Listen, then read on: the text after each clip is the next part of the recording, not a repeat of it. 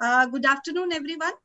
On behalf of Echementis Valencia and DMF, I, Reena Patil, welcome all the delegates and, of course, our eminent speakers for the day.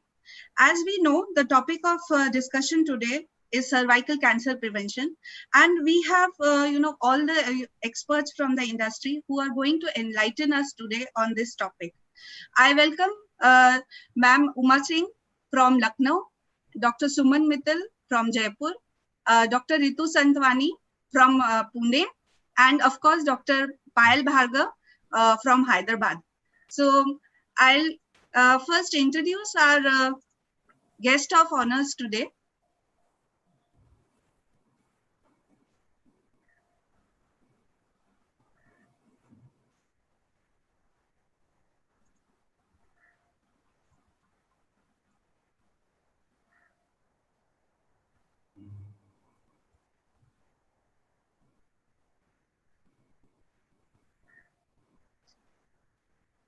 I welcome Dr. Suman Mittal.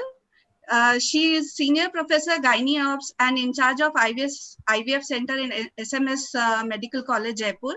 She has been ex-president of Jaipur Ops and Gynae Society. She is founder president of Amal SRS, a society which is dedicated to women's reproductive health. Her dream project, Doctors for Daughter, which looks after pre-adolescent girls in slum area. She is a master trainer for maternal health projects of the government, working with various Government of India projects for maternal health, MTP, PCP and DC Acts, and she is associated with all government in the respect of enforcement of all these acts. Welcome, Suman ma'am. Thank you so much Reena. मुझे अपना खुद का introduction भी नहीं पता था इतना जितना तुमने. Thank you, ma'am. I take privilege to introduce Dr. Uma Singh from Lucknow. She is Professor Ops and Gynae of Cancer Unit, KJMC Medical University, Lucknow. She is WHO Fellow in Gynae Oncology, President of UP Chapter of Association of Gynae Oncology of India, Governing Council Member of ISCCP, CME Committee Chair of AGOI, Executive Committee Member of AOGIN, Nodal Officer for Cervical Cancer Screening Program of UP Government, Master Trainer for Emergency Ops and Gynae Care, Fellow in Indian Medical Education, and President Lucknow Ops and Gynae Society. Welcome, Uma ma'am, for this session. Thank you. Thank you so much. Now I, invite Dr. Payal Bhargava, who is one of the, expert speakers for the day, for the topic. Madam Payal Bhargava is from Hyderabad. She has fellowship in infertility from IMA Hyderabad.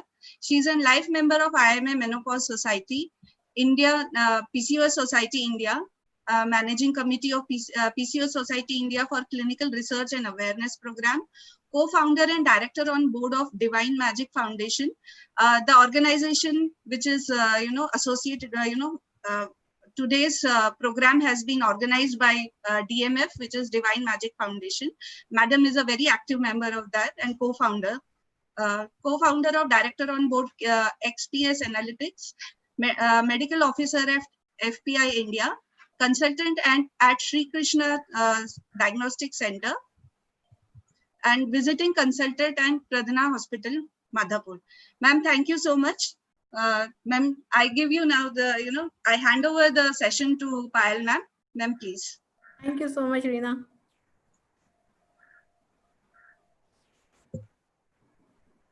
Everyone is on visible this time, or Madam will be? Ma'am, all of us. Okay.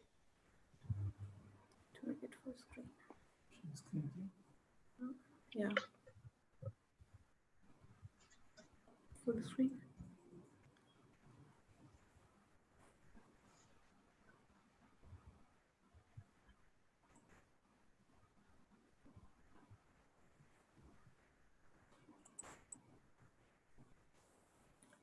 So good afternoon all. I'm happy to have you all in this webinar organized by Divine Magic Foundation and Echementis.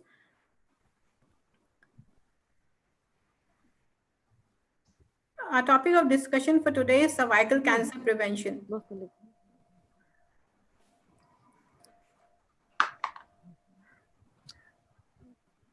Why is it important for all of us to know about cervical cancer? There are around 122,844 cervical cancer cases in India everywhere. This is the data of 2012. So since then, there has been a rise in the cases. 67,477 yearly deaths from the disease. It is the second most common cancer in Indian women. Approximately around more than 200 women die every day. That is 8 women die every hour, and every 7 minutes there is a death. The disease is detected late as it remains. Let's consider the reasons of high risk of mortality in cervical cancer. The disease is detected late as it remains asymptomatic for a long time. Lack of awareness of cervical cancer among the population and healthcare providers and policymakers.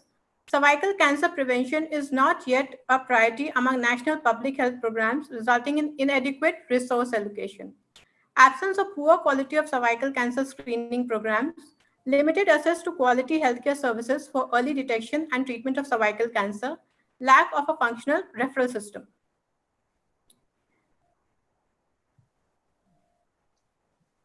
Now, a quick insight about the topic. What is cervix and how cervical cancer is spread in the body? Cervix is the lower, narrow end of the uterus that forms a canal between uterus and vagina. The endocervix is the cervical canal, and the ectocervix extends inferiorly into the vagina. Internal os is the opening of cervix into the uterus, and the external os is the opening of the cervix into the vagina. The endocervix is lined with glandular epithelium. Ectocervix is covered by pink stratified squamous epithelium. Squamocolumnar junction is a junction of squamous and columnar epithelium. It appears as a definitive white line on application of 3 to 5% acetic acid. There are 2 squamocolumnar junction, one original old squamocolumnar junction denoted by most distal crypt opening. Joining the distal crypts arbitrarily gives us original squamocolumnar junction. New squamocolumnar junction is denoted by bold white line. The area between the two is called the transformation zone.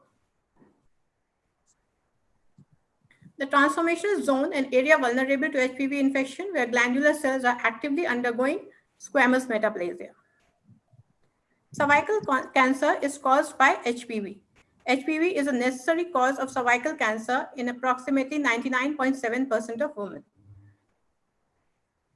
The strains which cause cervical cancer are HPV 16 and 18 in more than 75% of cervical cancers and more than 50% of vaginal and vulval cancer.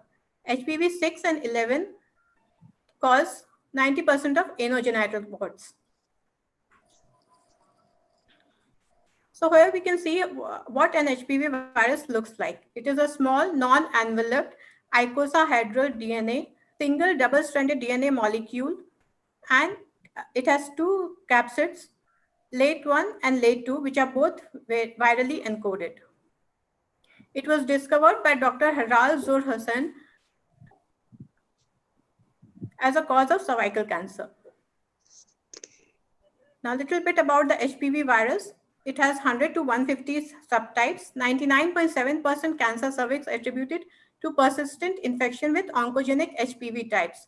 16, 18, 31, 33, 35, 39, 45, 51, 52, 56, 58, 59, 68, 73, and 82.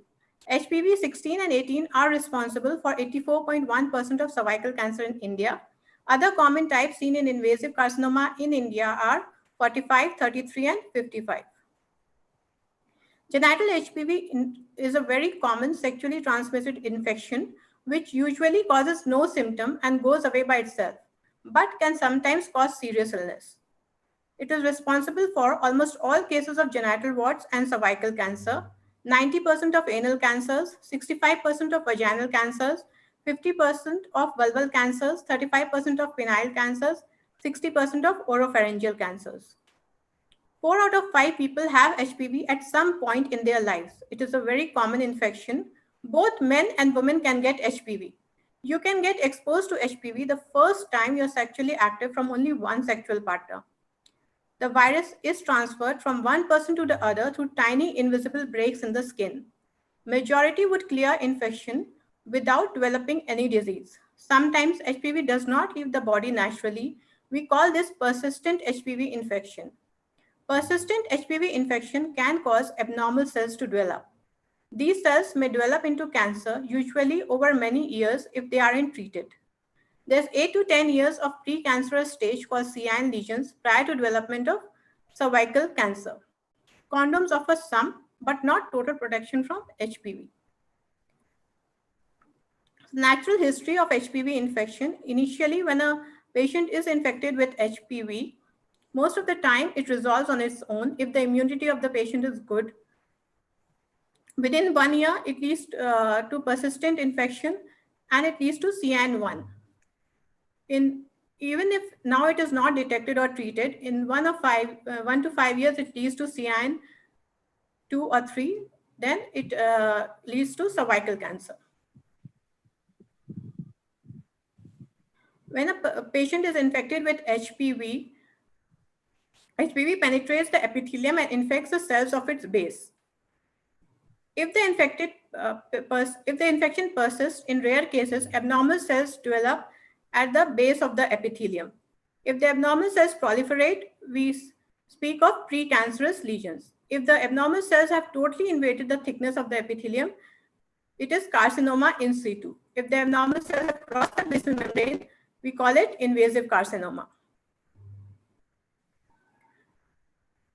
This is how the cervical cancer looks like. Here the cervix is normal. This is early stage 1B, early stage 2B, and early stage, late stage 2B.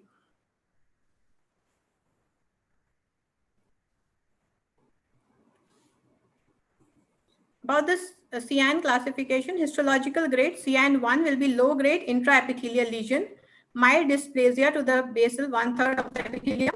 CIN2 will be high grade intraepithelial lesion, moderate dysplasia confined to the base of the epithelium. CIN3 will be high grade intraepithelial lesion, severe dysplasia spanning for more than 2/3 of the epithelium.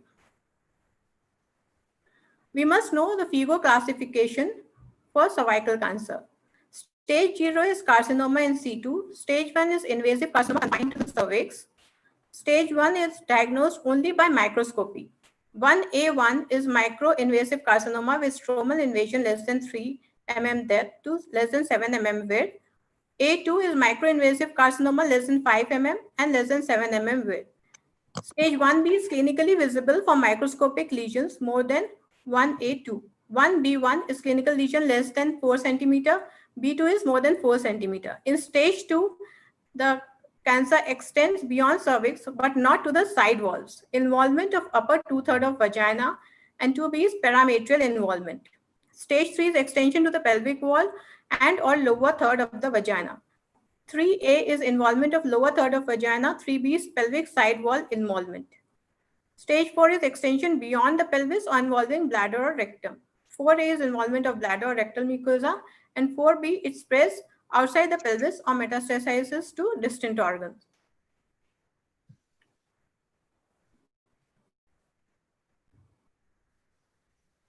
In a patient with cervical cancer, in the initial stages, the patient usually doesn't have any symptoms. But later on, as the disease progresses, she will complain of vaginal discharge with traces of blood, painful experience during sexual intercourse, bleeding after coitus, intermittent blood flow between menstrual periods, outflow of blood after menopause, fetid vaginal discharge, and pain in pelvic region. The risk factors associated with cervical cancer are multiple sexual partners, having more number of children, early marriage, family history, smoking, oral contraceptive use, usually more than 5 years, unprotected sex, and early childbirth. How can we protect ourselves from cervical cancer? So there's primary prevention with vaccination and creating awareness about cervical cancer. Secondary prevention will include screening and treatment of precancerous condition, cancer treatment, and palliative care. So we have Dr. Ritu, who will be speaking on primary prevention by HPV vaccination. On you, Dr. Ritu.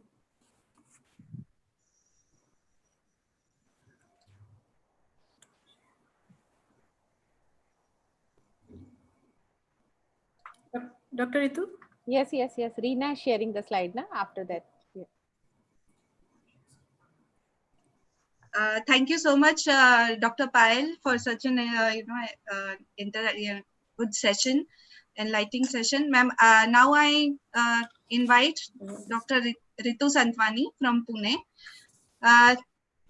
Dr. Ritu Santwani is an obstetrician and cosmetic gynecologist, and she is an IVF specialist, specialist in honorary professor Obs and Gynae, VIMS Medical College, Gajraula.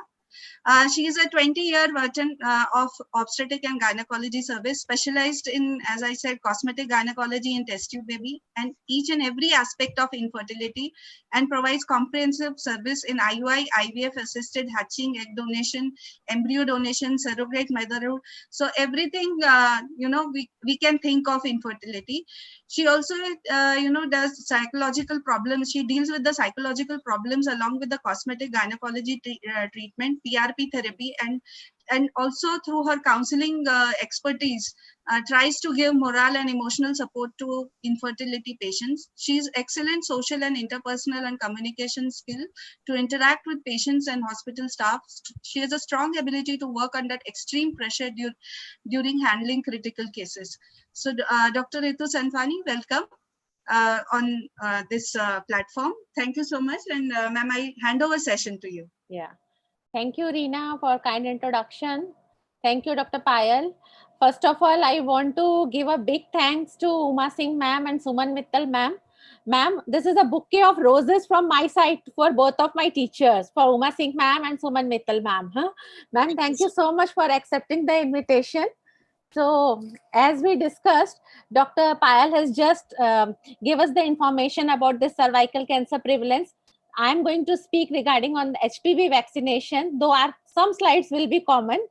So before I start, I want to start with these two lines dedicated to these two gurus who are sitting in front of me. It gives me a very proud privilege to speak in the front of the teachers with these two lines of Hindi. Guru के पास ही वो कला है जो मिट्टी को भी सोने में बदल सकती है. So a very my side namaskar and charan sparsh to both of our teachers. So now I'm switching over to the topic. Yeah.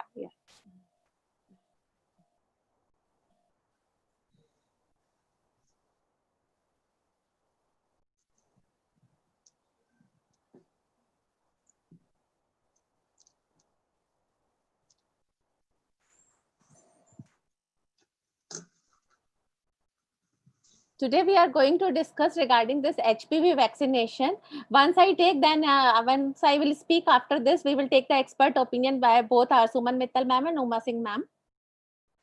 As just now, Dr. Payal has also mentioned regarding the incidence of the cervical cancer, and we detected this around 122, 844 cases annually, and it is the second most common cause of the female cancer. Yeah. So, and the cervical cancer disease burden, according to the incidence in India of the total world, it's around 122, 844, and the mortality rate is 67,477. So, India is responsible for 25% of the deaths due to cervical cancer in the world. This is the second most common cause of the female cancer deaths and second leading cause of the cancer deaths in the women aged 15 to 44 years. Approximately, the data shows that approximately 185 women die every day and approximately 8 women die every hour. So it's a very alarming. A woman is dying every 8 minutes. So again, the studies have shown according to the incidence. But as we all know, in India, every 7 minutes, a woman dies due to cervical cancer. But we all are hiding from the truth. Though we know this cancer cervix is 100% preventable, but yet it is not prevented in our country, as screening rates are very, very less. It's only 2.6 to 2.8%. It's not even the tip of the iceberg. this a beautiful slide I got from this journal of HPV and cancer, in which clearly it mentions the screening rate is only about 2.6 to 2.8%. So as all we know, the Nobel Prize in the Physiology of the Medicine is to Professor Harold Zur-Hussein, who invented the discovery regarding this HPV is the necessary or the key cause of the cervical cancer, and cervical cancer does not develop in the absence of the persistent or presence of HPV DNA. Now, what the studies show, about 6.6% of Indian women in the general population have HPV infection at any given time. Most of the time, HPV infection does not cause any manifestation and is self-limited. It has been observed that approximately 70% of the newly acquired HPV infections cleared within the 1 year, and approximately another 20% in the next 1 year. In some women, infection persists and may cause the cervical cancer and other manifestations, including oropharyngeal cancers, anogenital cancers, and genital warts. So more than 100 types of HPV are recognized on the basis of DNA sequencing and shows the genomic differences. So as we already discussed, the infection with HPV type 6 and 11 causes the laryngeal papillomatosis and genital warts. And the type 16, 18, 31, 33, 35, 39, 45, 51, 52, 56, 58, 59, 68, 73, and 82 are considered to be carcinogenic. So this HPV 16 and 18 are high risk types and account for over 75% of invasive cervical cancers in South Asia, and in India approximately 80% of the cervical cancer. I purposefully posted this photo of the Sonali Bendre. After the Sonali Bendre case, there is a lot of awareness is also started among the young girls. So yeah, as we already know, the cervical cancer by HPV virus 16 and 18, which is responsible for more than 75% of cervical cancer and more than 50% of vaginal and vulval cancer, while 6 and 11 are responsible for 90% of the anogenital warts. HPV infection is a necessary cause of cervical cancer and linked to with other anogenital diseases. According to incidence-wise, the studies have been reported: cervical cancer 100%, vaginal 70%, vulval 43%, warts 100%, anal cancer 88%, oropharyngeal 13 to 56%, and penile cancer 50%. I purposefully mentioning the warts again and again, as where I practice in Pune, a metro city, I'm getting lot of patients of this warts also, genital warts. So again, the studies have shown this HPV type 16 is responsible for 69.7% cases. As all we know, the high risk of the females for cervical cancer cervix are HPV infection, early marriage, multiple sex partners, multiple births, cigarette smoking, low socioeconomic status, poor personal hygiene. Now, when to begin the screening for CS cervix? To begin at 21 years, exception in the cases of HIV positive, immunocompromised, or young patients which has been previously treated with high-grade precancerous or cancerous condition. Up to when we have to do the screening? Screening can stop up to the screening we can do up to the 65 years, as especially in the patient those we are having previously normal screening and no other high risk factor. Screening guidelines are same with all, as those who are non-vaccinated and those who are vaccinated too. So now how can the prevention can be done? By awareness, vaccination, and screening. So in India, all the strata, all class of the women can be suffer from this cancer cervix. So now the studies have shown, this is a beautiful slide I got from the Journal of the CMM, which has shown the risk of the infection and reinfection remains throughout the life. It beautifully shows the incidence in the age groups of 15 to 19, and then 30 to 34, and 35 to 39. As we have already discussed, in this, I want to emphasize over the last line, the cumulative risk of acquiring the cervical HPV infection in the woman with only one sexual partner is 46%, 3 years after the first sexual encounter. Again, this has been reported in so many journals. Who else are, this is also a beautiful slide from the Gynecologic Cancer Foundation, that who are at the risk for persistent HPV infection and potentially the cervical cancer. Women who do not have Pap test, who have some immune problems, who are on steroid medication, transplanted organs, chemotherapy, HIV, and smoking.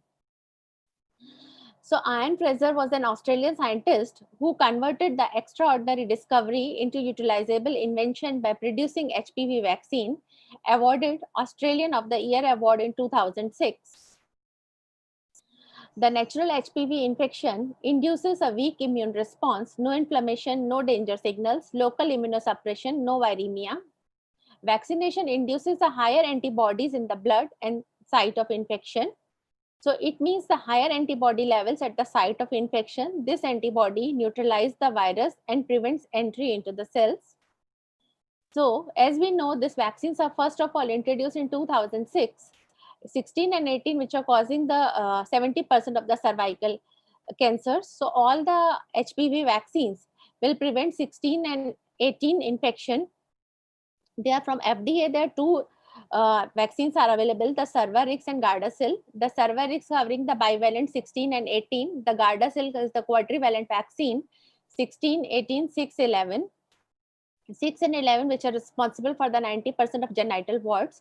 Now the nonavalent vaccine is also introduced, but it is not yet available in India. So as we have already discussed, the quadrivalent vaccine gives the protection from cervical, vulval, and vaginal and genital warts, and bivalent from the cervical cancer. This is again a beautiful study for this, the vaccines, the bivalent, quadrivalent, and nonavalent. The nonavalent is going to cover additionally, compared to the 6, 11, 16, 18, additionally the 31, 33, 45, 52, and 58. So now what's the doses? What's the update scheduling?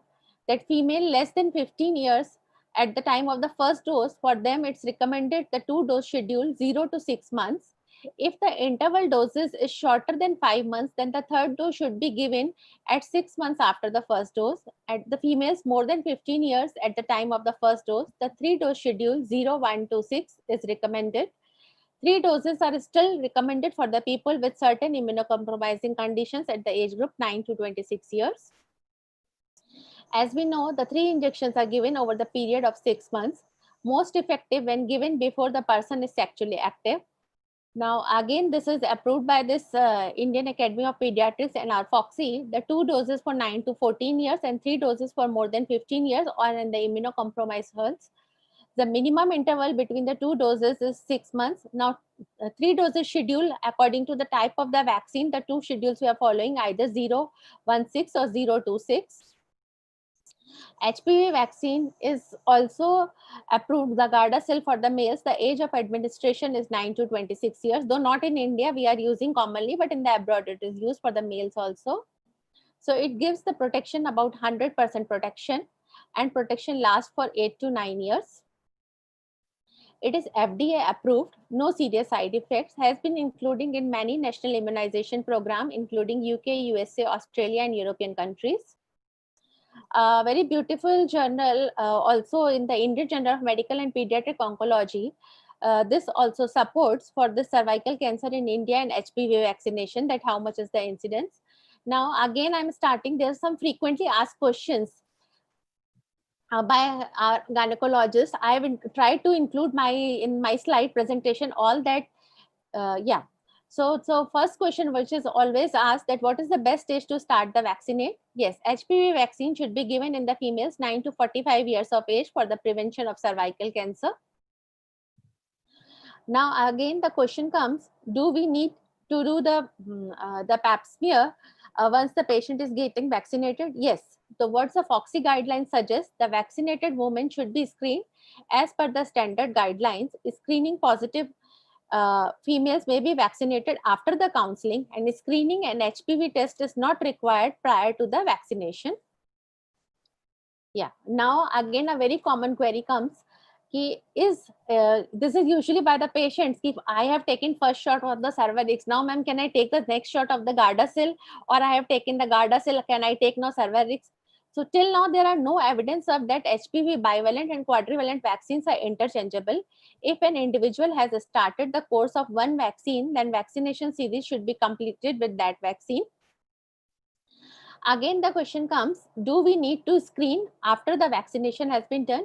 Yes, regular cervical screening is always recommended. Vaccine does not provide protection against all types of HPV that causes the cervical cancer. So full benefits of the vaccine not conferred if vaccine series is not completed.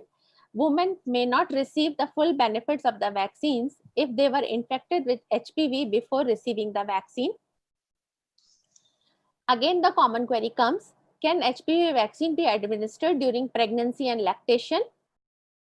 So in the pregnancy, we are not recommending this vaccine. Yes, but at the time of the lactation, most exciting development in the field of the cervical cancer vaccination, HPV vaccination in the postpartum period, which is highly effective and safe.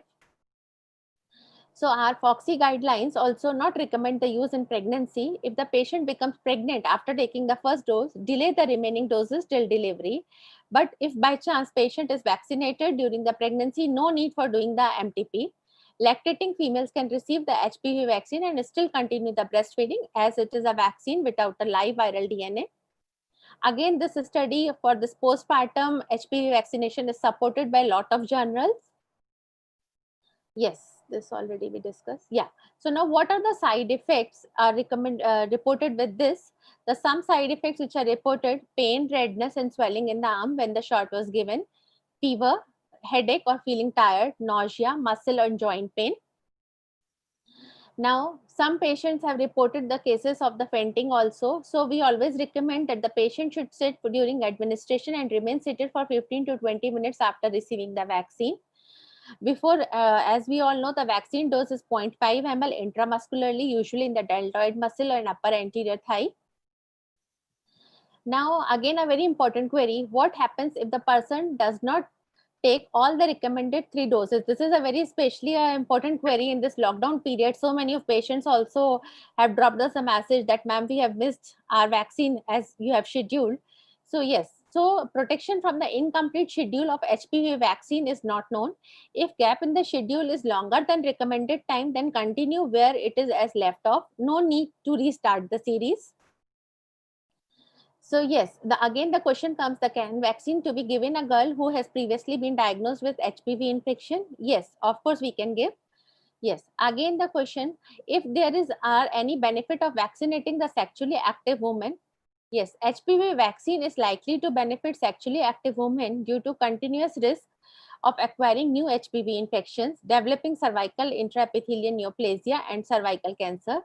Vaccination will not alter the progression of pre-existing HPV infection or development of the consequences of infection. I think it's hanged. 1 minute. Huh? Slide is not moving. Slide is not moving. It's not moving. Not moving. It's not moving. Just a second, a technical issue. I'm just coming to.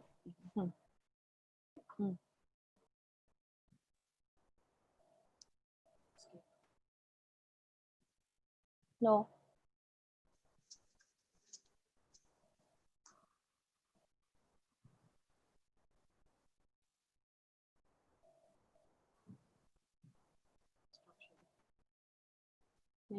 नहीं चल रहा. Mute पे.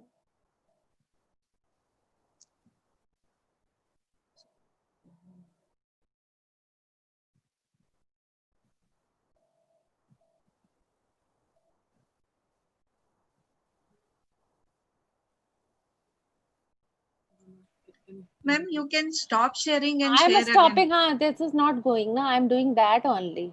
Ma'am, you can stop sharing and then. That button is not clicking. I'm doing that only. Stop sharing only. I'm clicking, but it is not going.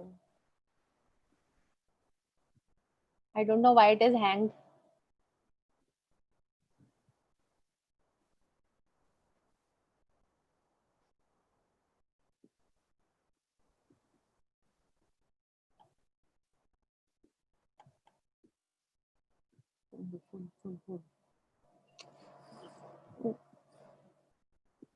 Reena, I think some technical problem.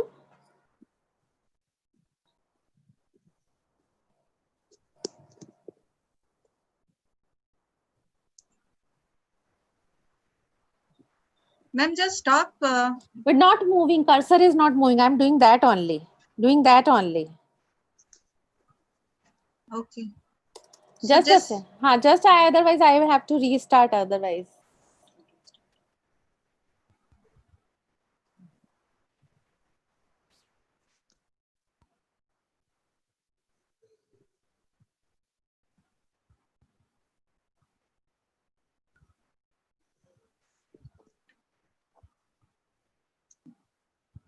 Can we start ourselves, Reena? Yes, ma'am. Can we start the second? Yes. This? Let her be on screen and Yes, handling yes. this. So we can start the opinion about these two speakers, Yes. what they spoken. Yes, right? ma'am. Yes, ma'am. That can be done. Thank you so much giving me this opportunity. So my journey is 40 years of obstetrics and gynae, and gynae was my special inclination. So when we were doing our PG, we never thought that someday we'll be able to know the cause of cervical cancer. We were just battling with the pap smear. Pap smear was the highest point in our life. It was a very de novo things. We used to flaunt with this word pap smear, we know, and we know the spelling of the whole word. Things are remain in India the same. Still, I never get the phone for the HPV vaccination, but still I get, madam, mera pap smear due ho gaya hai. Should I come? Should I come for the pap smear? So once you know the cause, I think more than 50% battle we have won. And once you know the vaccination, in COVID era, we know how important is vaccination. And this is the right time to hit the vaccination of HPV virus for the same. Once you know the vaccination, I think we are 100%, this thing is preventable, but still we are battling for this. And still people are aware of the pap smear, how to, though it's a very suboptimal results normally. Dr. Uma Singhvi agree with me. When we do pap smear, the slide or the histopathological report is suboptimal material. So still we are fighting. We had many theses on the pap smear, and we switched over to the HPV vaccination. HPV virus was come to know in our view, and the many strains confused us. Many strain confused us that we'll have vaccination for these strains, and the rest of the things, as Ritu also told, once we give the vaccination, it is not 100% because sudden new strain will be coming in the view and we can cause the cervical cancer. But when diagnosis was made for the cervical cancer, it was not much popularized. That was a very unfortunate part. That was not the blast. It would have been blast, especially in Indian scenario also, like it was in UK, in US, especially in Australia. How beautifully they have controlled the CS cervix. They hardly see any cases. So pap smear, still we are struggling. In a developing country, it's not very cheap. When we say the vaccination is very expensive, then we see the pap smear, we are offering in the camps or at the tertiary level. And still we have to wait for the result. And the government is having the burden of pap smear most of the time. This may be more than the vaccination cost. It's very difficult to convince the thing that if we get the vaccination, then prevention is better than when we screen. When we screen, we see there is a cancer or not cancer. That's all. There is an early stage or no. We see this thing. And this, or they are the precancerous state. Then another thing came, visual inspection with the acetic acid, which is still popular in the African countries, very popular. It's actually one visit test. Still we like the one visit test. People in India, when we say we have developed in many things, but still I think medical field is way behind with our culture. Then very important thing, Ritu covered many questions regarding the vaccination. The first most important question is whether we should go to pediatrician or we should go to the gynecologist. It's a very important question. When we want to give, we should give at the age of 9 to 11. And another biggest problem is that our culture doesn't allow to vaccinate teenagers, which is related to their sexual activities. Our teenage behavior is entirely different than the European countries. Even the Eastern European countries are a little bit conservative. They are also struggling for that. Another important issue which comes, very difficult, I'm sorry to say, convince the government about anything, because government take our health issues, health problems on the least priority, But I hope at the era of COVID, people will understand the role of vaccination in the life.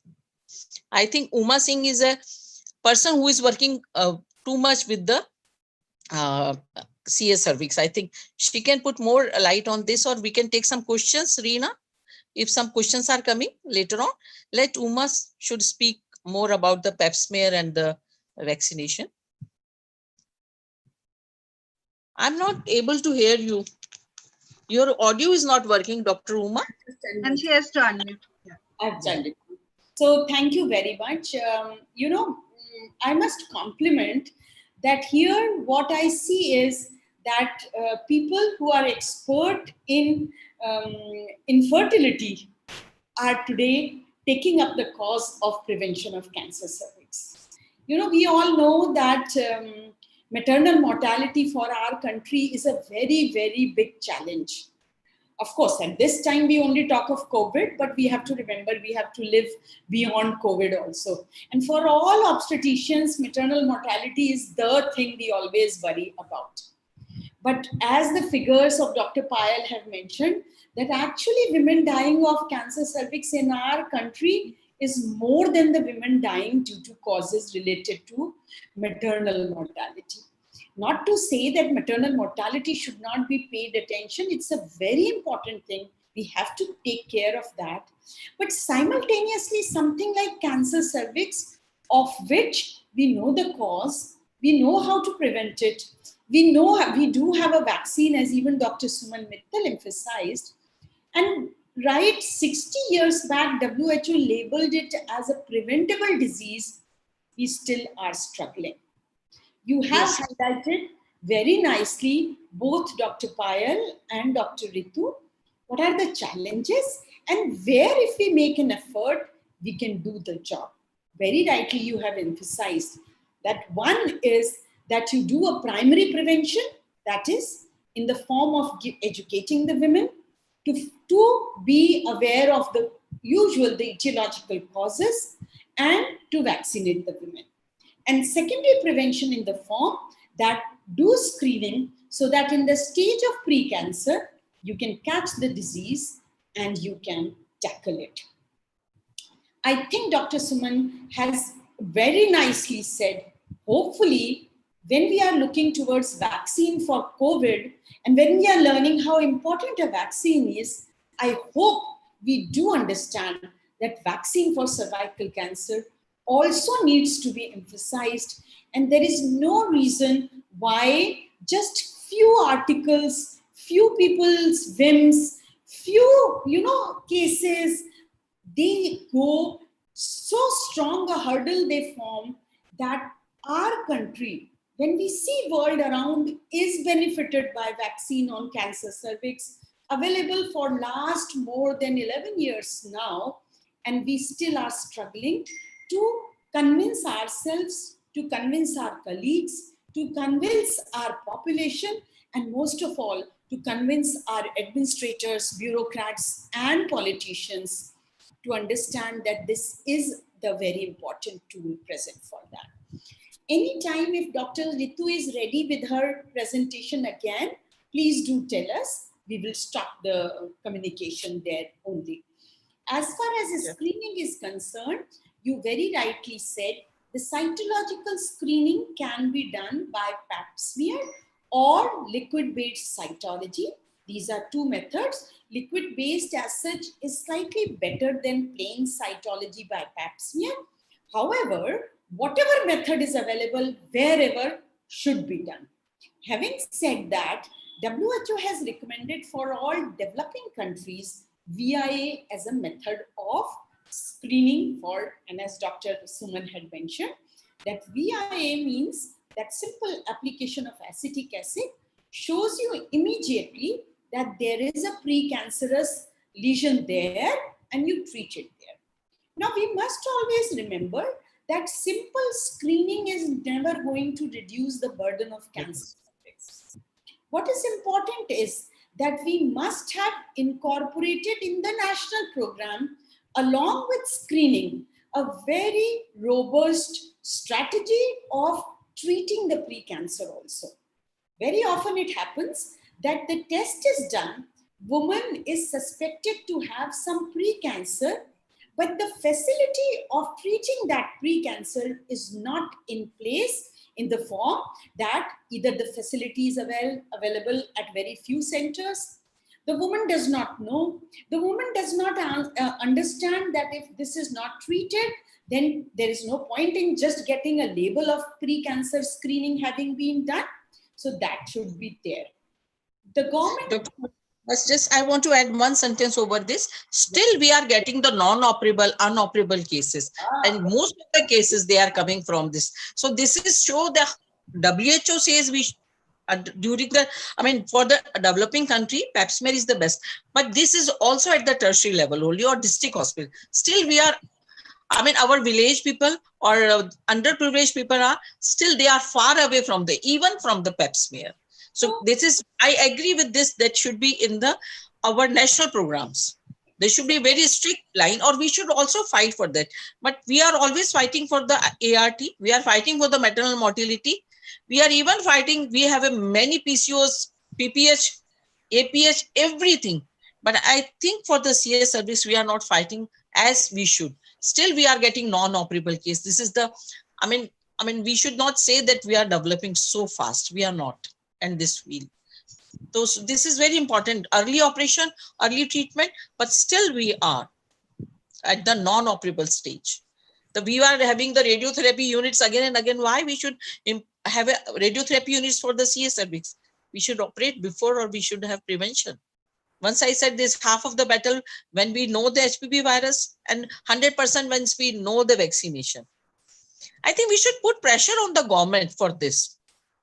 Or Acumentis is coming far, then we can, my society, WAMA wants to do something for the schools. We are already doing so many things for the counseling or the depression or anything. So we can go, at least we can educate them about the vaccination. The young girls, they can go, they can demand from their mother. So they can demand from what is that vaccination? Some doctor came. At least if they'll ask from their parents, the parents will respond.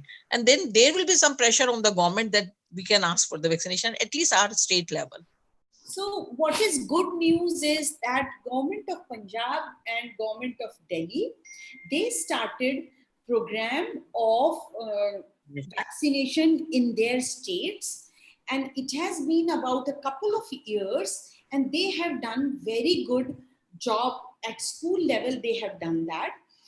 Now, what has that done is that at least it has taken that stigma that the vaccine is not safe out of, at least in certain lobby of politicians and administrators. Yeah. And I'm sure that when scaled up in the whole country would be a good objective. So this is a very small step, but yes, in our country, probably healthcare system is such that you cannot go by leaps and bounds. You have to go slowly. So I think it is a good idea that at least that place is there. As far as screening strategies are concerned, certain states like government of Uttar Pradesh, like government of Tamil Nadu, like government of West Bengal have incorporated, and of course the Ministry of Health All India, they have started recommending programs for screening by VIA. No, just recommended. but they are not taking the data. That is very important, Dr. Singh. Once you just recommend, and we just have a paper of recommendation that we have to do pap smear, they are not asking back us the data which we have done. And there is, if we don't have any record on paper, the things will be on the papers only. When vaccination came long back in the India, and they wanted to be have in the universal immunity program, immunization program, the many some agencies who believe that being a Hindu, we should not have a vaccination of CA cervix because of the young girls, because of their own, they just went to Supreme Court for this issue. Then we have two fights actually, fight with the disease and fight outside the disease, which is more dangerous and more harmful to us. And we waste a lot of our positive energy in that only. So, as I was mentioning earlier, these states have started their statewide programs of screen and treat at their district hospital levels. Training of trainers, training of healthcare workers is going on, and they have selected nodal centers for these training. And I know for my state that at least 8 rounds of training have been done in my own institute, and many other institutes are doing the same job. And now it is going to start at the state level, where they are going to train the nurses and ANMs to perform BIA, because we have realized that if you want to do population-based screening, it cannot be done just by medical professionals. For doing the screening of population, that is the immense number of women, you have to take help of other healthcare workers, which have been selected to be the nursing staff and ANMs. And the training of nursing staff and ANMs has already started. Of course, the COVID pandemic has put a little delay in this. Otherwise, in these initial 6 months of 2020, the trainings would have finished. And in the latter part of 2020, screening at population, that is district level at least, would have started. Hopefully, after this pandemic is slightly decreased, or we have resources to work for other things, the screening programs of many states would roll out. And remember, we have to be hopeful, because there is no other way. So once these screening programs roll out, hopefully the first would be that we would stop seeing cases in advanced stages, that is, there would be downstaging, and then later on, there would be preventive aspect, that is, we would be able to control our cancer cervix cases also. Many countries have shown the way to us that screening has to continue, whatever you achieve in vaccination. Of course, if your major volume of women has been vaccinated, then your pressure on screening program definitely gets decreased. And probably an era would come, if the population is 80% vaccinated, then the screening would require only maybe once in a decade. Of course, we have to wait in our country a long time for that to happen, but hopefully the dreams would realize at some time. If there are any questions. Thank you, ma'am. Uma Singh ma'am, Suman ma'am, thank you. I'm back here. Sorry, apologies from my side. No, Yeah, because net connection has suddenly gone due to storm here. Yeah. So, ma'am, we have some questions coming up. So I think that no, let we me will finish. address. Yes. Let me finish these 3-4 slides are remaining. Yes. I will finish, then we will take the questions. Okay. Because still I am on the inverter, light is not there. So I don't know. Then otherwise I will connect with the mobile. Sure, ma'am, sure. Yeah. So, sorry friends, apologies. Where I left, I'm starting from there. Yeah. What if a person does not get all of the recommended 3 doses? As we know, the protection from incomplete schedule of HPV vaccine is not known. If gap in the schedule is longer than recommended time, then continue from there where it is let off. No need to restart the series. Again, a very important question comes, can vaccine to be given the girl who has been previously diagnosed with HPV infection? Yes. Now again the question comes, these are the very important queries which we get by day to day in our practice. Is there is any benefit of vaccinating the sexually active women? HPV vaccination is likely to benefit sexually active women due to continuous risk of acquiring new HPV infections, developing cervical intraepithelial neoplasia and cervical cancer. Vaccination will not alter the progression of pre-existing HPV infection or development of consequences of infection. Now, what in the special situations, the recommendation, if the patient has suffered from previous CIN, yes, it should be vaccinated. Counseled, the benefits may be limited to the protection against the infection of HPV genotypes and related sin with which they have not been infected. Cervical screening and corresponding management must continue. Again, a very common query, whether we can give the simultaneously other vaccines or not. Yes, we can give. It is safe to give the same visit the Tdap, hepatitis B and meningococcal vaccines. Vaccines should be administered using a separate syringe at a different anatomic site. Now, what are the contraindications and precautions? History of hypersensitivity to any vaccine component. Female with moderate or severe illness should be deferred until after the illness improves. It can be administered with simultaneously with other vaccine, as already I mentioned. Again, a beautiful studies is there, as in between we have heard that vaccine is banned, vaccine is causing the ovarian failure, Japanese government has banned the vaccine. So in conclusion that, I have got this one beautiful study. So this study shows the data from 2006 to 2015. The summary has been published that post-Lachiner safety data from the active and passive surveillance, only syncope and possibly some skin infections were associated with vaccination in the post-Lachiner setting. Serious adverse events such as adverse pregnancy outcomes, autoimmune disease including GB syndrome, multiple sclerosis, anaphylaxis, venous thromboembolism, and stroke were extensively studied, and no increase in the incidence of these events was found compared with the background rates. Again, for the safety, there are so many studies from WHO, from European Medicine Agency. Now, again, a very important question comes that regarding the efficacy of the HPV vaccine and protection. So it prevents nearly 100% of the precancerous cervical cancer changes causes by the HPV included in the vaccine for more than 8 years after vaccination. And for the genital warts, the study says among the males up to 89%, and efficacy for the prevention of precancerous lesions of the anus was 78%. There are beautiful studies from the Nordic for this 12-year follow-up for the long-term effectiveness of the quadrivalent human papillomavirus vaccine in 4 Nordic countries. A 12-year follow-up showed a 0 breakthrough cases with this Gardasil. Again, a beautiful study for this by Ferris and Semasquez Block et al.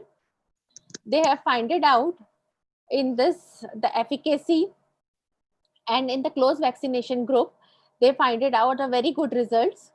100% effectiveness in preventing in the cervical intraepithelial neoplasia. Again, there is a beautiful study. The result shows, this is from this Journal of Cervical Infection and Neoplasia. There was no case of HPV 6, 11, 16 and 18 related syncondyloma in the early vaccination groups during a long-term follow-up study. The cumulative incidence probabilities from year 4 to year 8 and year 6 to 10 have been reported. Vaccine-induced HPV type specific antibody responses were durable. No serious adverse events are reported. Again, this has been supported by this PubMed journal. Now, again, so the cervical cancer, this beautiful graph can shows this cervical cancer is responsible for 2.7 YLL, means years of life lost in worldwide in 2000. And it is 4 times as common as 7 times as many as YLL in developing countries compared to the developed countries. So this is again a study which shows how is the impact with the and the great success result after using this vaccination. And regarding VIA, just now the Uma Singh ma'am has described. Again, I want to mention 2-3 slides regarding this genital warts, as this HPV infection also gives the protection from genital warts. And the rising continuously, the study has been reported that continuously the rise in the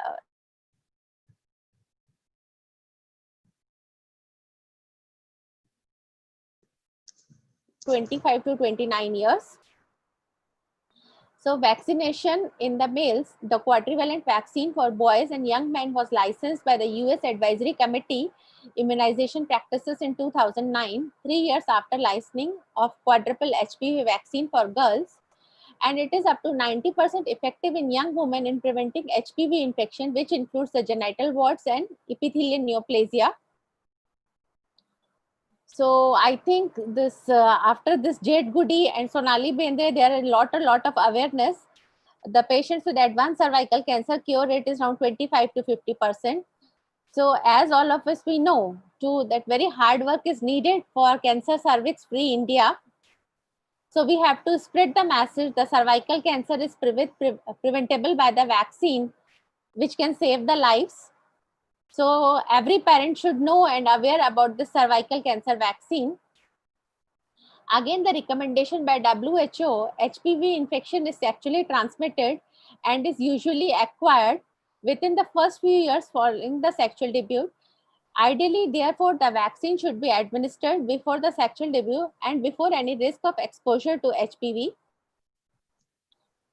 With this, I am concluding my presentation. Thank you for the patience hearing. So don't wait, don't hesitate. Please do vaccinate. Thank you so much. Thank you so much for the patience hearing.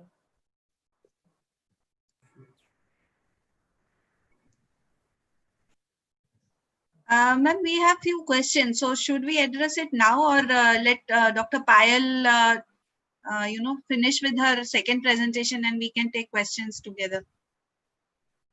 Anything will do, no problem. It's already 3:34. Yes, yes.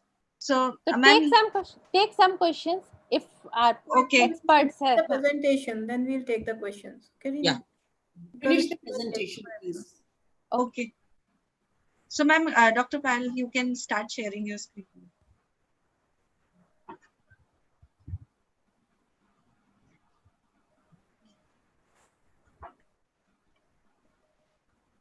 Jay, help me with this. Share screen.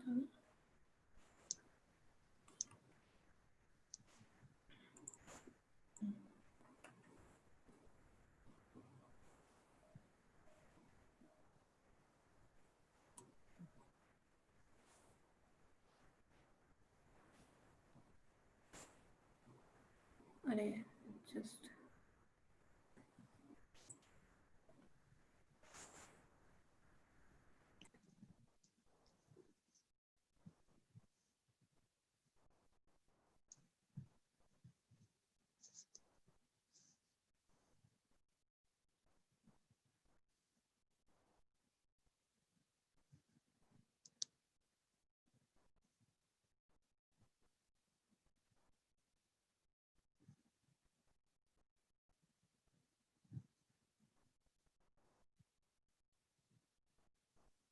Reena, meanwhile, take one question till Dr. Payal is doing this adjustment.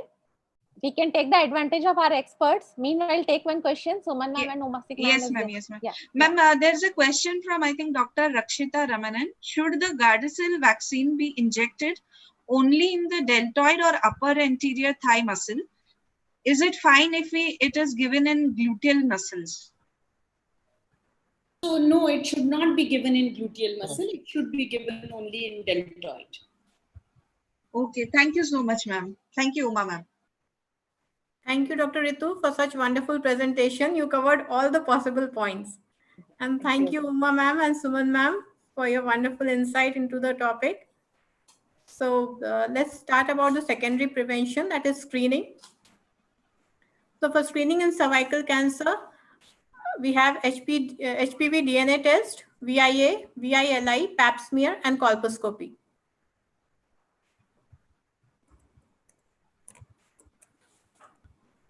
Slides are not changing.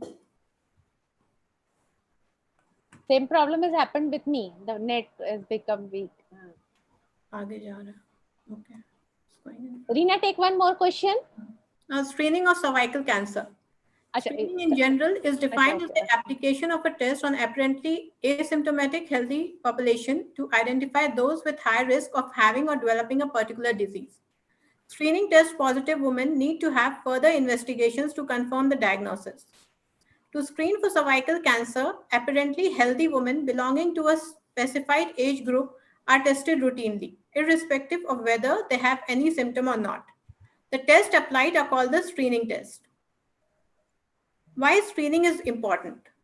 Screening can find abnormal cells in the cervix, which, if treated early, can stop the cancer from developing. Women aged 25 to 69 years should have a cervical cancer screening Pap test every 3 years. Screening every 3 years can reduce your risk of cervical cancer by 70%.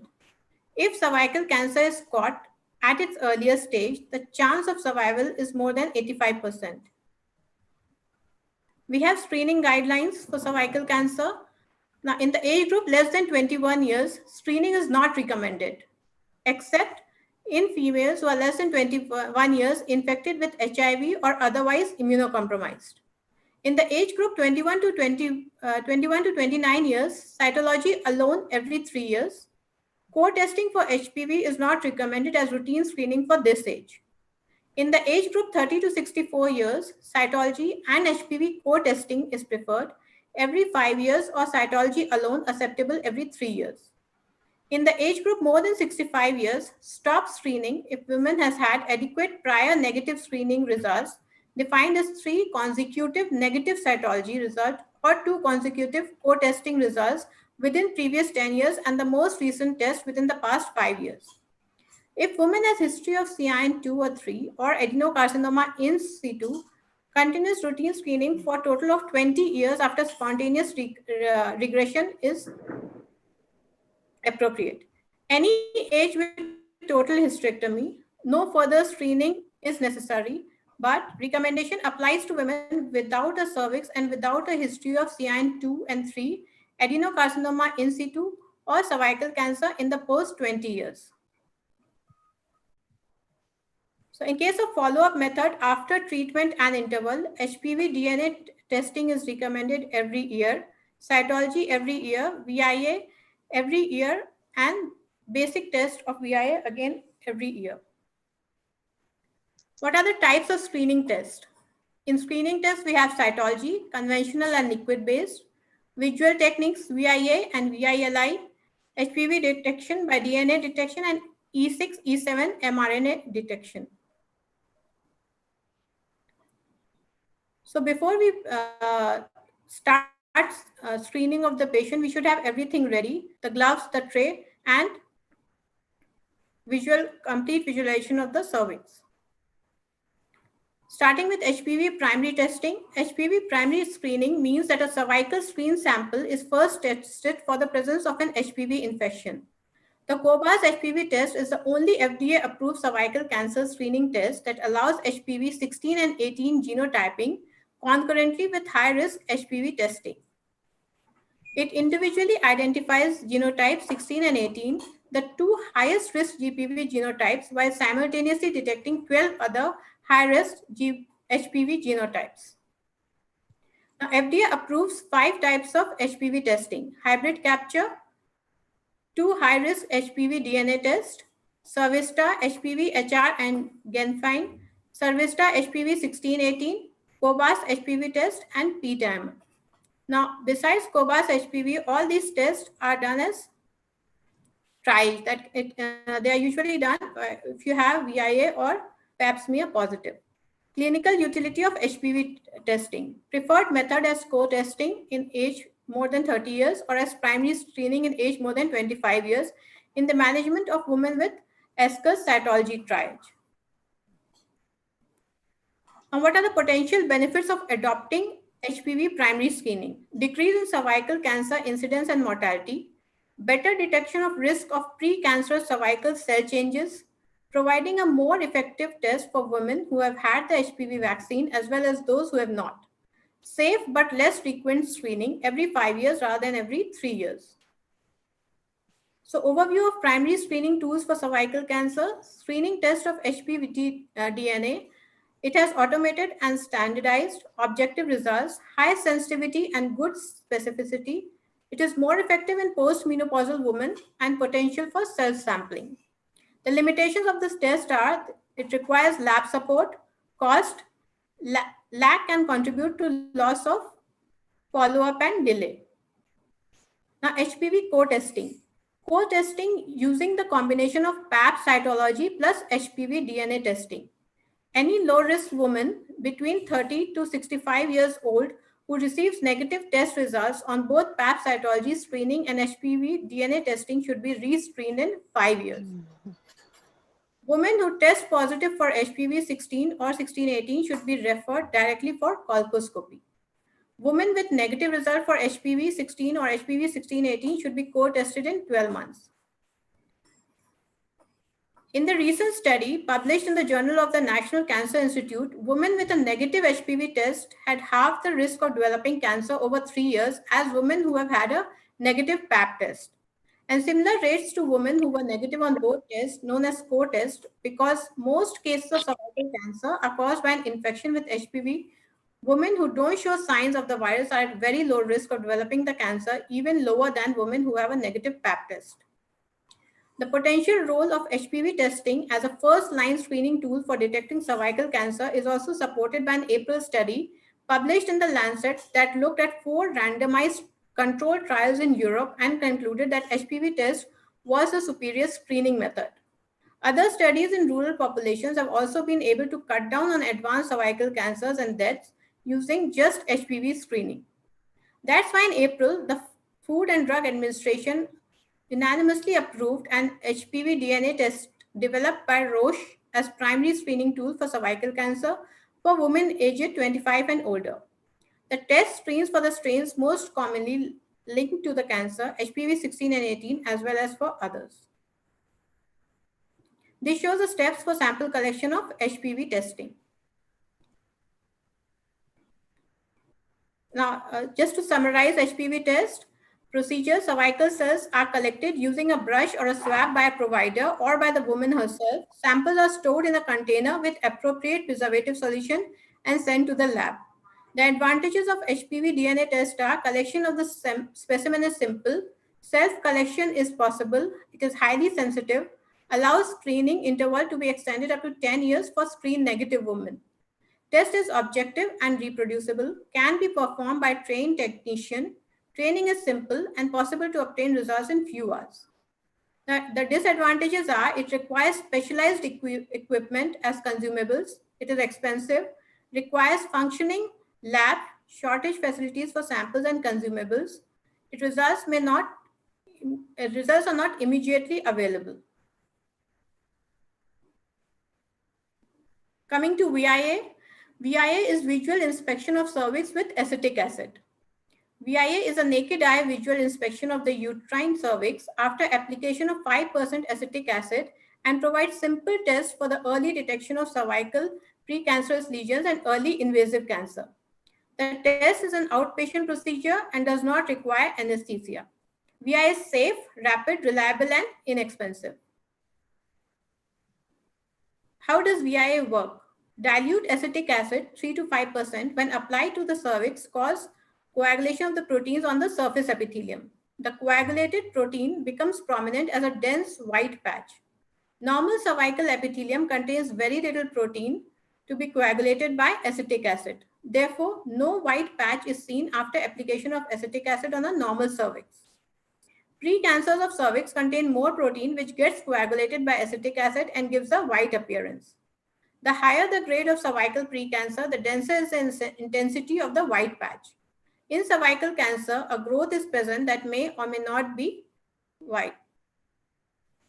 So on this screen, you can see acetic acid when applied to a normal cervix and to a cancer cervix.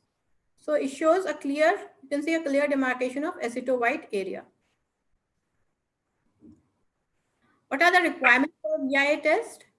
We need an examination table, focusing light, instrument tray or container, appropriate size, self-retaining bivalve speculum, sponge holding forceps, stopwatch, gloves, cotton swabs, dilute acetic acid, which it should be freshly prepared, lubricant jelly, waste, disposable bag, VIA screening or documentation, and chlorine solution. Who are the patients we can go for VIA test? All women within the eligible age attending the cervical cancer screening clinic for the first time should have VIA, provided the screening protocol recommends a test. VIA can be done during menstruation if the woman is not bleeding heavily. VIA should not be done during pregnancy or within 6 weeks of childbirth. VIA need not be repeated if a woman has a negative test within the previous 3 years. Women who have had a hysterectomy for benign conditions also do not require screening with VIA. To prepare the acetic acid, we need 5% glacial acetic acid. 0.5 ml glacial acetic acid is taken and it is diluted with 9.5 ml of distilled water to give 10 ml of 5% acetic acid. During camps, we prepared 5 ml of glacial acetic acid by adding 95 ml of distilled water for 100 ml of acetic acid. To interpret the results of VIA, look for changes on the cervix after applying acetic acid for 1 minute. If there's no white patch seen after 1 minute, the test is negative, which indicates that the cervix does not have any precancer or cancer. If there's a white patch, it may or may not be positive. Any growth or ulcer on the cervix which bleeds on touch will be considered as suspected cancer. VIA negative case is reported as when there's no aceto-white area, transparent or faint patchy aceto-white areas without definite margin, Nabothian cyst becoming aceto-white, faint line like aceto-whitening at the junction of the columnar and squamous epithelium, aceto-white lesions far away from the transformation zone. It is considered positive when there's distinct opaque aceto-white area. Margin should be well defined, may or may not be raised, abnormally close to the STJ in the transformation zone and not far away from the os. Suspected cancer is obvious growth or also on the cervix. Aceto-white area may not be visible because of bleeding. So on this slide, we can see a positive VIA, which is not suspicious for SIL or cancer. There will be slow uptake of acetic acid, more than 20 seconds, rapid release of acetic acid less than 2 minutes, hazy borders and regular surface. In a cancer suspected case of VIA, there will be rapid uptake of acetic acid, slow release of acetic acid, sharp raised edges and irregular surface. Physiological VIA positive. In case of immature squamous metaplasia, the cells are dividing cells with high nucleocytoplasmic ratio on application of 5% acetic acid. They turn aceto-white, thin, transparent, and shiny without any margins. They disappear quickly. The conditions for physiological VIA positive cases are new STJ, satellite lesions, which is aceto-white within or outside the TZ zone, and hyperkeratic patches. Pathological VIA positive. In case of CIN lesions, the aceto-white lesions have set geographical pattern arising from STJ within the TZ distributed centrifugally. Low-grade lesions have feathery but distinct margins. They are milky white translucent. Low-grade lesions appear late and disappear fast. High-grade lesions have distinct margins, sometimes elevated rolled out margins with distinct oyster egg white or chalky white. High-grade lesions appear instantly and disappear late. The conditions are LSIL, HSIL, invasive carcinoma, and condylomatous lesions. This is how a cervix looks in the VIA picture. This is normal, this is low grade, high grade, and invasive carcinoma. Below, these are pictures of VILI. So summarizing the VIA, cervix is visualized with the naked eye under good light source at least 1 minute after applying 3 to 5% acetic acid. The advantages are it is relatively simple and can be performed by trained paramedical workers.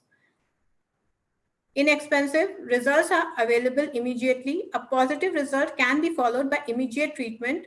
Infrastructure requirements are minimal and consumables are easily available. Disadvantages are it is a subjective test, requires rigorous training and supervision of the providers to ensure good performance, sensitivity lower than HPV test, and sensitivity lower in postmenopausal women. Coming to VILI, it is visual inspection of cervix with Lugol's iodine. Naked eye visual inspection of uterine cervix after application of Lugol's iodine. It provides simple tests for the early detection of cervical precancerous lesions and early invasive cancer. The test is an outpatient procedure and does not require anesthesia.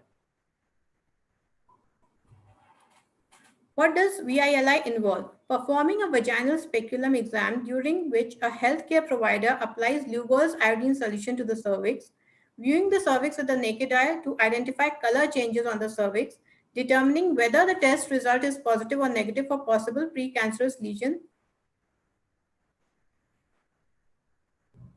How does Lugol iodine work on the cells? Squamous epithelium contains glycogen, whereas precancerous lesion and invasive cancer contains little or no glycogen. The iodine is glycophilic and is taken up by the squamous epithelium, staining it mahogany brown or black. Columnar epithelium does not change color as it has no glycogen. Immature metaplasia and inflammatory lesions are at most only partially glycogenated and when stained appear as scattered, ill-defined uptake areas. Precancerous lesions and invasive cancer do not take up iodine and appear as well-defined thick mustard or saffron yellow areas.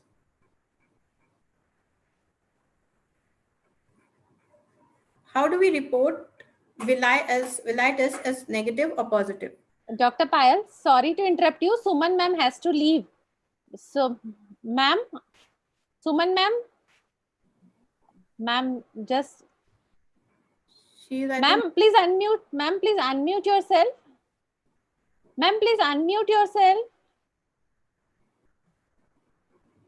Yeah.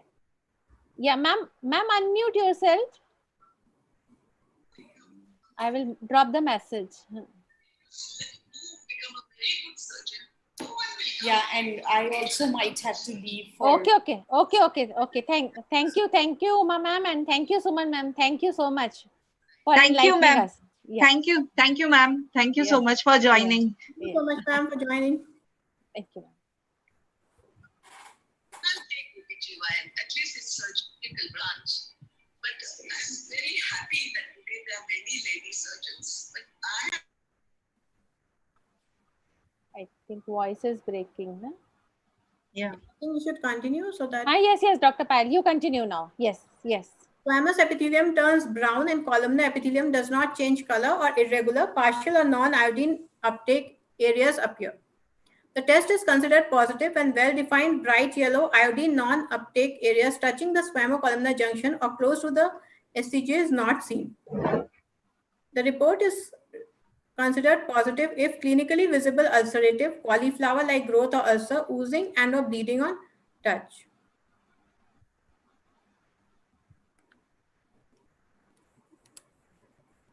So this screen shows suspicious for cancer, clinically visible ulcerative cauliflower-like growth, oozing or bleeding on touch.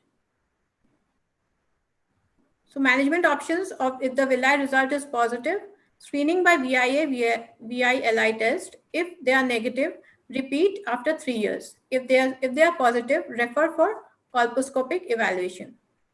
Coming to pap smear, the pap test, also called cervical smear, is a screening test used to detect potentially precancerous and cancerous process in the endocervical canal, that is a transformation zone of the female reproductive system. Credit for its development goes to George Papanicolaou. Women should be tested 2 weeks after the first day of their last menstrual period. Women should not use any vaginal medication, contraceptive during the 48 hours prior to sample collection. Sexual relationship is not recommended the night before the test.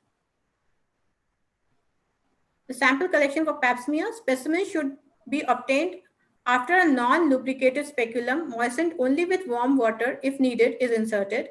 Excess mucus or other discharge should be removed gently with ring forceps holding a folded gauze pad. An optimal sample includes cells from ectocervix or endocervix. There are 2 methods, conventional and liquid-based. Conventional method, we use IR spatula, predominantly samples the ectocervix. The endocervical brush samples the endocervical canal and is used in the combination with a spatula. Samples are collected in Koplik jar. In liquid-based cytology, the broom samples both endo and ectocervical epithelia simultaneously. Samples are then collected in a jar containing special preservation solution. This is the brush and this is the IS spatula with the brush for collection of samples. So we fix the cervix with a speculum and then we take endocervical sample, cervical sample and the vaginal sample. So this is one diagram showing how we take the endocervical sample. This is the endocervix and this is the ectocervix. So in liquid-based cytology, we use a brush which scrapes both the inside and the outside of the cervix.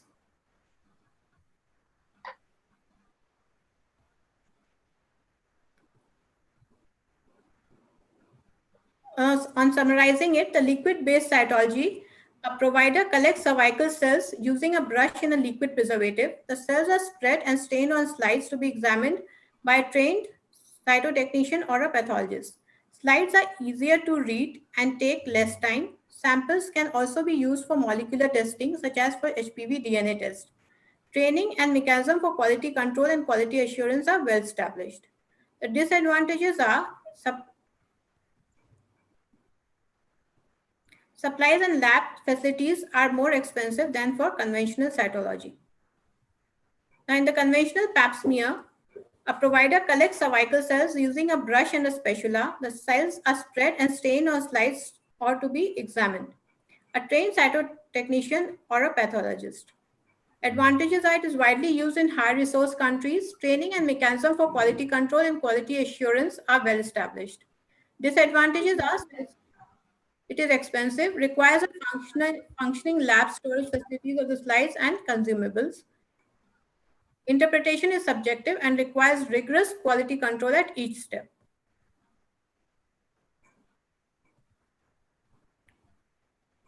Coming to counseling, counseling is face-to-face confidential communication. It can be done for a group, individual, or couple. Counseling is the most important thing for cervical cancer prevention, whether we have to do it for vaccination or for getting the test done.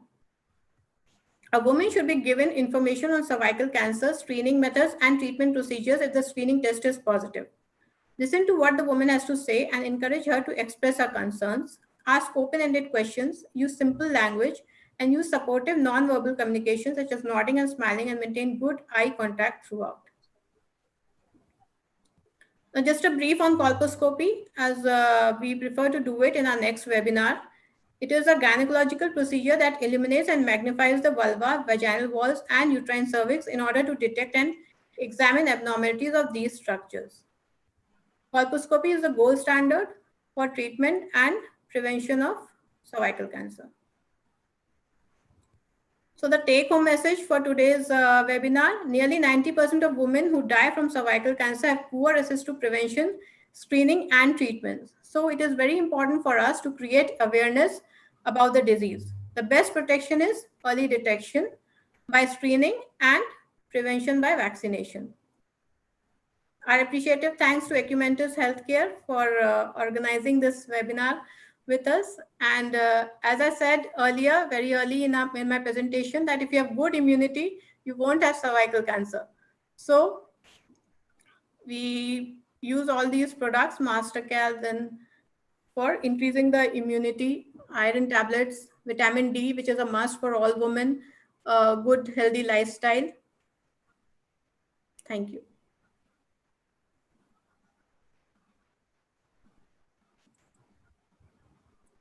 Yeah, Yeah. thank you, Dr. Payal. A very nice presentation. Reena, now Yes, ma'am. both the madams are with us. Quickly take the questions. Yes, Suman ma'am. ma'am, please unmute yourself. Suman ma'am. No, message page. Suman. Yeah. Suman ma'am. I've asked to unmute her. Yeah. Meanwhile, take one question. Yeah. Uma Singh ma'am is also here. Yes. Ma'am, there is a question from Dr. Amrita Chaurasia. What are the recommendations for immunizing unmarried women who query them for cervical cancer vaccine?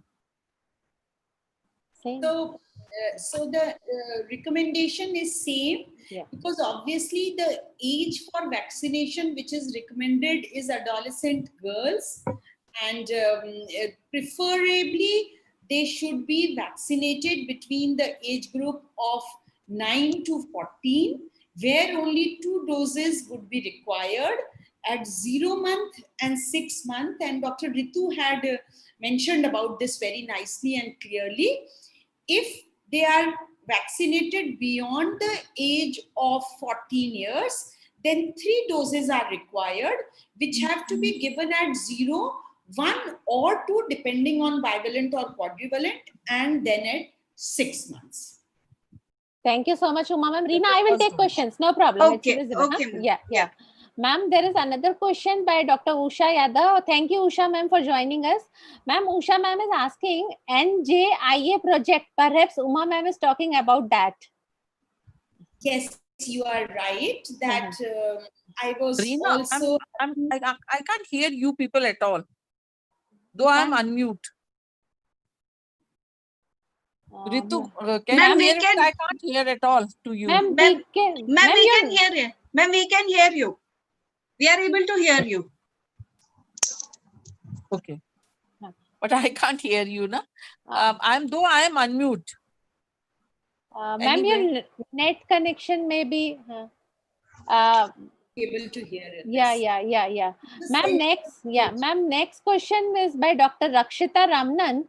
She is asking, does cervical polyp or cyst have the risk of turning cancerous? As such, no. Cervical polyp are independent entities. They do not turn. But we must remember that sometimes on the cervical polyp, there may be precancerous areas. But as such, no, cervical polyps do not. Yeah. Thank you so much, ma'am. Suman ma'am, am I audible to you now? No, No. very, Oh, I mean, okay. not clear at all. Achha, okay. But you can hear me. Can you Yeah. give me a writing question? Then I can Yes, see. the- ma'am, check in the chat box. Reena has Ma'am, pasted. Ma'am, chat box is there. Chat box. Yeah. So meanwhile, I take the other question. Yeah. Hello, Swarnima. Yeah, ma'am. Dr. Swarnima Saxena is writing, what to advise to an old female with advanced stage CS cervix posted for radiotherapy with severe burning in vagina? Radiotherapy itself causes atrophic changes, and she may have this problem like burning in the vagina. You have to counsel her first, because this is a simple side effect of radiotherapy. However, moisturizing means just irrigating by simple water or simple water solutions would be adequate. You do not need anything more than that. You may counsel the woman. If the burning is too much, then lignocaine sometimes we use for application there, so that the woman is relieved a little bit. Thank you so much, ma'am. Ma'am, your opinion in these cases regarding the use of this Israel gel recently, what they have launched for this menopause? Yes, I have heard, and Yes. I have not I have used also. I have experience also. I have a experience for that, but not for the longer time. First thing, it's very expensive, and we have to use the effect come little late. As we with the lignocaine or other jelly, any jelly, even the Placentrex will do anything. But for that, we have to use for little longer period to achieve the result. Thank you so much. Especially in the young patients, it's very good. But unfortunately, we have to do hysterectomy. Other than the oral supplement, we can use that. Yeah, okay. Thank you so much, ma'am. Ma'am, there is other question, Uma Singh ma'am, to you. Ma'am, this is by Dr. Tripura Sundari. Tripura is writing, the need and frequency for pap smear follow-up from the vault in post-CA cervix or post-CA uterus case following radical hysterectomy. So, okay. So it goes like this, that whenever there is a woman who has been treated of the disease, when comes for follow-up, so for initial 2 years, we see them about 4 to 6 monthly. All right, we see them At least for 4 monthly is preferred, and in every visit, cytology should be done. In the next 3 years, the woman has to come 6 monthly at every 6 months interval, and every time cytology has to be done. After 5 years, then she comes to us every year till she lives, and every year cytology has to be done.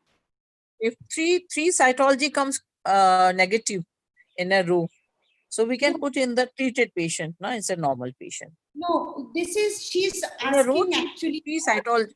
No, actually, she's asking about a woman who has had cancer cervix and then Radical hysterectomy, not the benign. no, Actually, for no. the benign cases, we need not to go for the pap smear after hysterectomy. You are asking the radical hysterectomy. Yes, ma'am. For the radical hysterectomy, the question. Ma'am, there is one more question by Dr. Amrita Chaurasia. Yeah, Dr. Amrita is writing, how many 360-degree turns for scraping is recommended for spatula and cytobrush? So, if you are using spatula to take pap smear, Ayer spatula, just one rotation is adequate. If you are using for LBC, then the broom of LBC has to be rotated 5 times as recommended by the company. Thank you so much, ma'am. Suman ma'am, the other question is by Dr. Preeti Mehta. She is asking, can Gardasil be given to 25-year-old woman? Yes, sir. For the first time, of course, we can give. Yes, yes. The We other can- question, yes, just I have taken that all. Yeah. Other question is by Dr. Uma Devi. She's a very dear friend of mine from this Tripati Balaji. She stays there, a very dynamic gynec from there. Her question is, do we have to repeat HPV vaccine after 8 years? Or 12 years. Uma So- ma'am, shall I repeat? Yes. Yeah. I've heard the question. Yeah. So as of now, after getting the first course that is of 0, 6 below 14 years, or 0 and 1 or 2 and 6 after 14 years, there is no need of booster. Even though we have evidence of only 11 years, but the mathematical calculations have suggested that there is no booster for life required for this HPV vaccine. Thank you so much, ma'am. Ma'am, there is one last question by Dr. Rakshita Ramnan. What happens if Gardasil is given IM in the gluteal muscle instead of deltoid? We should not give. It is like this, that gluteus is a muscle which is very much guarded by your physical activity. True. You sit on it, you all those this. So the absorption of that may be different, and hence in gluteal muscles the vaccines are not given. The slow absorption is there. And so the potency of the vaccine will be the less by the time it will be absorbed. Ma'am, there is one question in my inbox. Doctor told me not to take her name. He's writing, ki why you are advising this HPV vaccine in monogamous females? Ma'am, shall I repeat the question? No. Yeah. It's okay. I've heard the question. I've heard the question. See, you mentioned that polygamy is a risk factor. Yes. But that does not mean that cancer cannot occur in monogamous women. Hence, they are also at risk. Yes, we do agree. Polygamy does lead to higher chances of infections. Yeah. Thank you so much, ma'am. Thank you, Suman ma'am. Thank you, Uma ma'am, for enlightening us and sparing your time. Oh, thank you so much. I'm sorry I couldn't have the audio this time to answer the question. No So problem. thank you so much. Nice Yeah. meeting Uma Singh ji, Reema Patil, and thank you so much. Thank you so much. Thank you so much, ma'am, to be Okay. part of this. And Thank goodbye, you. dear. Thank you very much. Thank Yeah. you, ma'am. Thank Yeah. you. Chalo. Thank you, Dr. Payal. Thank you, Reena. Thank you. Thank you, ma'am. Thank Yeah. you. Bye-bye.